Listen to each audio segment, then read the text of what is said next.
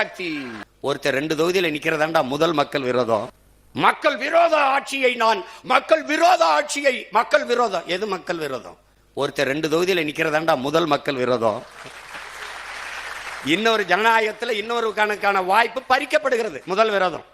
இரண்டாவது, நீங்க 2 தொகுதியில் வென்று ஒரு தொகுதியை பதவி விலகிற போது வலுக்கட்டாயம் அங்கு ஒரு இடைத்தேர்தல் திணிக்கப்படுகிறது.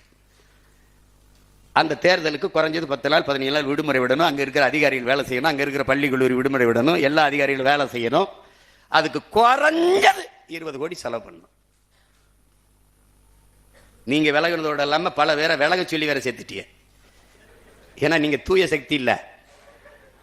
நீங்க அது